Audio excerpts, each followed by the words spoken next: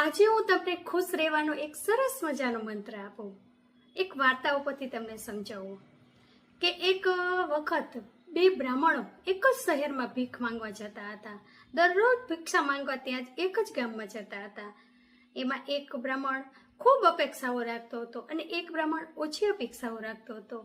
એમાં એક વખત બન્યું એવું કે એક ગામમાં શેઠને ઘરે બહુ જ સારું થયું તો એને ભંડારો રાખ્યો અને એમાં આ બંને સાધુઓને બોલાવવામાં આવ્યા અને બંને બ્રાહ્મણ સાધુઓ ત્યાં જાય છે અને બંને વિચારે છે કે આજે તો સરસ મજાનું ભોજન મળશે. પણ એમાં પહેલો જે બ્રાહ્મણ હતો ને એ એવું વિચારે છે કે આજે તો ભગવાને સરસ મારા માટે વ્યવસ્થા કરી દીધી છે. જ્યારે બીજો બ્રાહ્મણ આનાથી અલગ જ વિચારે છે. તે વિચારે છે કે આ શેઠ તો બહુ ધનવાન છે, દક્ષિણામાં તો જરૂર 11 રૂપિયા તો આપશે જ. આવું વિચારી બંને બ્રાહ્મણો બીજા દિવસે જ્યારે ભંડારો હોય છે ત્યારે જાય છે અને પેલો બ્રાહ્મણ ખુશી ખુશી જમે છે અને ભગવાનનો આભાર માને છે. હે ભગવાન, આજે તો તમે સરસ મજાની મારા માટે વ્યવસ્થા કરી દીધી જમવાની, ખૂબ ખૂબ આભાર.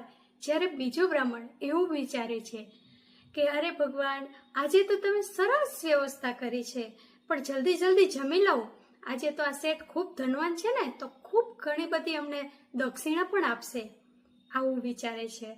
પછી જ્યારે જમી લીધા બાદ શેઠ બંને બ્રાહ્મણોને પોતાની પાસે બોલાવે છે અને 5-5 રૂપિયા આપે છે.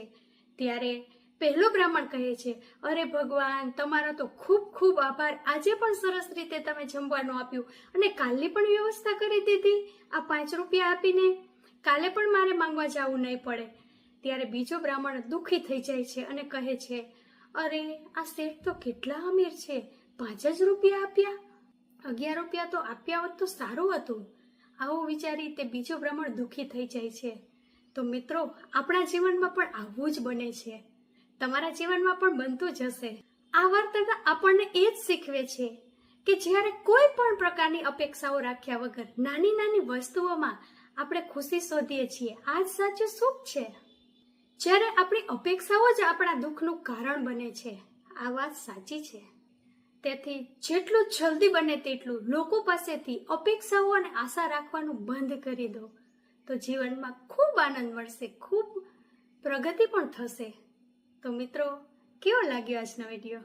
કોમેન્ટ કરીને જરૂર જણાવજો.